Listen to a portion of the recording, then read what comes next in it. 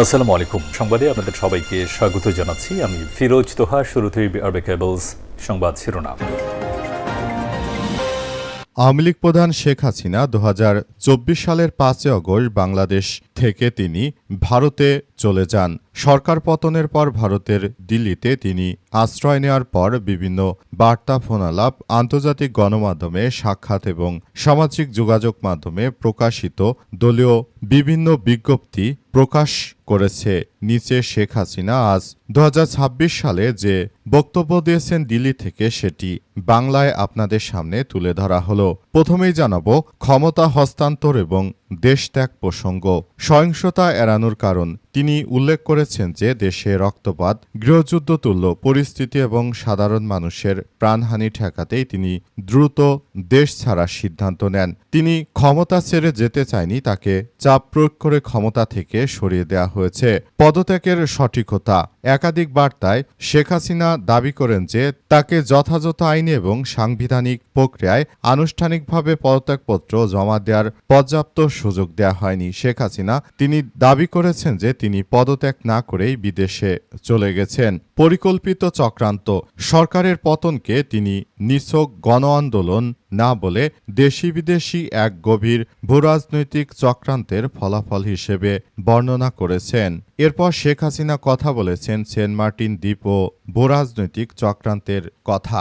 বিদেশি চাপ। ভারতে পৌঁছানোর পর তার দেওয়া বার্তায় অভিযোগ করেছেন শেখ হাসিনা যে এটি একটি প্রভাবশালী বিদেশি শক্তি বঙ্গোপসাগরে নিজেদের সামরিক ও ভূরাজনৈতিক প্রভাব বিস্তার করতে চেয়েছিল।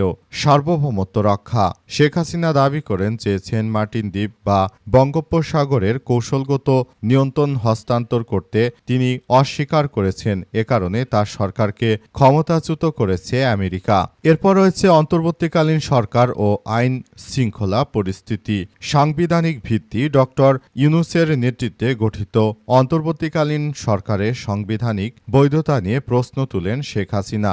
শেখ হাসিনা জানান যে আমি তো পদত্যাগই করিনি, তাহলে অন্তর্বর্তীকালীন সরকার কিভাবে গঠিত হয়? এই ইউনূস ছিল একটা অবৈধ সরকার। আইন শৃঙ্খলার অবনতি। দেশে আইন শৃঙ্খলা পরিস্থিতির ব্যাপক অবনতি হয়। পুলিশ প্রশাসন নিষ্ক্রিয় হয়ে পড়া এবং সরকারি বেসরকারি প্রতিষ্ঠানে হামলা ও বিশৃঙ্খলা সৃষ্টির জন্য বর্তমান প্রশাসনকে দায়ী করেছেন। বর্তমান যে বিএনপি সরকার এসেছে, এই সরকারও আইনত অবৈধ সরকার। সংখ্যালঘু সুরক্ষা। হিন্দু, বৌদ্ধ, খ্রিস্টান সহ ধর্মীয় সংখ্যালঘু জনগোষ্ঠীর নিরাপত্তা সুনিশ্চিত করতে ব্যর্থতার জন্য তীব্র ক্ষোভ ও সমালোচনা প্রকাশ করেছেন শেখ হাসিনা। শেখ হাসিনা জানান যে বর্তমান যারা ক্ষমতায় এসেছে এরা অতীতেও ক্ষমতায় এসেছিল। তারা পরপর বাংলাদেশকে দুর্নীতিতে 5 বার চ্যাম্পিয়ন করেছে। আওয়ামী লীগ নেতাকর্মীদের উপর নির্যাতন এবং নির্দেশনা, স্থাপনা এবং ঐতিহ্য ধ্বংস। শেখ হাসিনা জানিয়েছেন যে এই সরকার ক্ষমতা আসার পর, অর্থাৎ ইউনূস সরকার ক্ষমতা আসার পর ধানমন্ডি ৩২-এর মতো একটি ঐতিহাসিক বঙ্গবন্ধু ভবন ভাঙচুর, বঙ্গবন্ধুর ভাস্কর্য বিনষ্ট করা এবং আওয়ামী লীগের কেন্দ্রীয় স্থানীয় কার্যালয়ে অগ্নিসংযোগের মতো বিভিন্ন অপরাধমূলক ঘটনা ঘটিয়েছে। মামলা এবং গ্রেপ্তার। আওয়ামী লীগের নেতাকর্মীরা তারা আসলে অনেক নিরীহ মানুষকে, আওয়ামী লীগের নেতাকর্মীদেরকে ইউনূস সরকার অবৈধভাবে আটক করেছে। দলের কেন্দ্রীয় নেতা থেকে শুরু করে তৃণমূলের কর্মী এবং সমর্থকদের বিরুদ্ধে দায়ের করা ঢালাও মামলাগুলো রাজনৈতিক নিপীড়ন বলে অভিহিত করেছেন শেখ হাসিনা। সংগঠিত থাকার আহ্বান। নেতাকর্মীদের হতাশ না হয়ে ধৈর্য ধারণ করতে আহ্বান জানিয়েছেন। আর শেখ হাসিনা জানিয়েছেন যে তিনি ডিসেম্বরের মধ্যেই দেশে ফেরত আসবেন। সংগঠিত থাকতে হবে। প্রতিটি হামলা, অগ্নিসংযোগ ও হত্যাকাণ্ডের তথ্য প্রমাণ নথি সংগ্রহ করে রাখার পরামর্শ দিয়েছেন শেখ হাসিনা, যাতে ভবিষ্যতে আইনি লড়াই চালানো যায়। 5 কোটা আন্দোলন এবং সহিংসতা তদন্তের দাবি। প্রাণহানির জন্য শোক আন্দোলন। ছাত্র জনতা ও আইন শৃঙ্খলা রক্ষাকারী বাহিনীর সদস্যদের প্রাণহানির ঘটনায় শোক প্রকাশ করেছেন শেখ হাসিনা। তৃতীয় পক্ষের ভূমিকা। তিনি দাবি করেন যে শিক্ষার্থীদের আন্দোলনে উস্কানি দিয়ে রাজনৈতিক ফায়দা লুটেছে তৃতীয় পক্ষ। উগ্র মৌলবাদী চক্র উগ্রবাদী ও সহিংসতা ছড়িয়েছিল এবং সাধারণ মানুষকে হত্যা করেছিল। আন্তর্জাতিক তদন্ত এসব হত্যাকাণ্ডের পেছনে কারা জড়িত ছিল তা উদ্ঘাটনে জাতিসংঘ বা আন্তর্জাতিক মানদণ্ডের নিরপেক্ষ তদন্ত দাবি করেছেন শেখ হাসিনা। জাতীয় শোক দিবস ও রাজনৈতিক কর্মসূচি 15 আগস্ট পালনের ডাক। 15 আগস্ট জাতীয় শোক দিবস উপলক্ষে ধানমন্ডি 32 নম্বর ভাঙচুরের প্রতিবাদ জানিয়ে নেতাকর্মীদের ঘরে ঘরে বঙ্গবন্ধুর স্মৃতির প্রতি শ্রদ্ধা জানাতে এবং শান্তিপূর্ণ শোক পালনের আহ্বান জানান শেখ হাসিনা। আইনি বিচার এবং দেশে ফেরার ইচ্ছা। অভিযোগ প্রত্যাখ্যান। আন্তর্জাতিক অপরাধ ট্রাইব্যুনাল বা আদালতে তার এবং তার দলের নেতাদের বিরুদ্ধে আনীত মানবতা বিরোধী অপরাধের অভিযোগগুলোকে ভিত্তিহীন এবং রাজনৈতিক প্রতিশোধ হিসেবে আখ্যায়িত করেছেন শেখ হাসিনা। দেশে ফেরা পরিবেশ অনুকূল হলে, আইনি পথ সুগম হলে তিনি নিজ দেশে ফিরে আসবেন। এজন্য নেতাকর্মীদের ধৈর্য ধারণ করার আহ্বান জানিয়েছেন।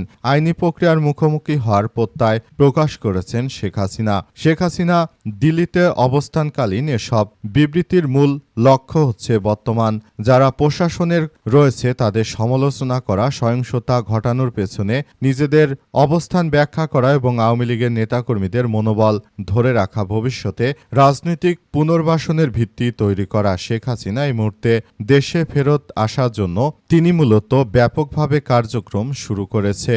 শেখ হাসিনা তিনি আসলে যেভাবে কার্যক্রম চালাচ্ছেন তিনি খুব শীঘ্রই আবার আমাদের মাঝে ফেরত আসবেন। এবছর তিনি হয়তো ডিসেম্বরের মধ্যেই দেশে ফেরত আসতে পারেন।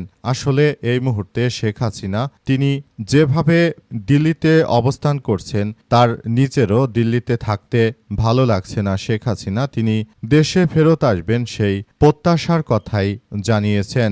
শেখ হাসিনা আসলে বাংলাদেশকে ওন করেন। শেখ হাসিনা তিনি বাংলাদেশটাকে ধারণ করেন এবং তিনি চান যে ভবিষ্যতে একটি সুন্দর ও সমৃদ্ধির একটি রাষ্ট্র কাঠামো গড়ে তুলে তারপর সবাইকে নিয়ে তিনি একটি ভালো অবস্থানে ফেরত আসতে চান। তিনি ডিসেম্বরে ফেরত আসতে চান এবং নেতাকর্মীদের সেইভাবে সবাইকে আরও বেশি সতর্ক থাকার জন্য উদাত্ত আহ্বান জানিয়েছেন শেখ হাসিনা।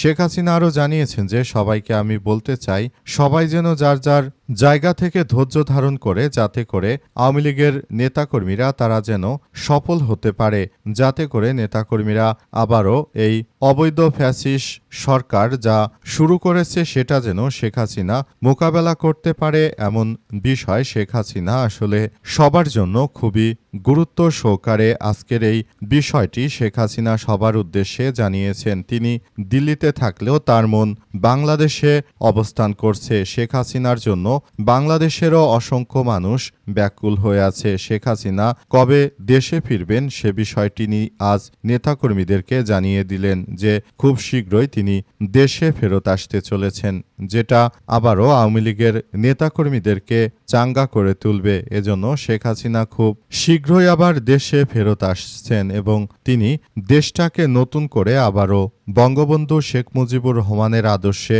অনুপ্রাণিত করবেন। শেখ হাসিনা এই মুহূর্তে বাংলাদেশে তাকে অনেক বেশি প্রয়োজন, কারণ তার দলের নেতাকর্মীরা এই মুহূর্তে অনেক সমস্যার মধ্যে রয়েছে। সুতরাং শেখ হাসিনা যদি এই মুহূর্তে দেশে ফেরত আসতে না পারেন সেটি তার দলের জন্য আরও এক ভয়াবহ বিপর্যয় ডেকে আনবে। তাই যে কোনো মূল্যে শেখ হাসিনা এবছরের ডিসেম্বর মাসেই আবার দেশে ফেরত আসবেন। যেভাবে তিনি একবার দেশে ফেরত এসেছিলেন তার পিতার মৃত্যুর পরে, আবার নতুন করে শেখ হাসিনা দেশে ফেরত এসে সবাইকে নিয়ে তিনি একটি সুন্দর বাংলাদেশ গড়ে তুলবেন, এমন প্রত্যাশার কথাই শেখ হাসিনা আসলে নিশ্চিত করেছেন। শেখ হাসিনা আরও বিষয়গুলো খুবই গুরুত্ব সহকারে দেখভালের কথা জানিয়েছেন।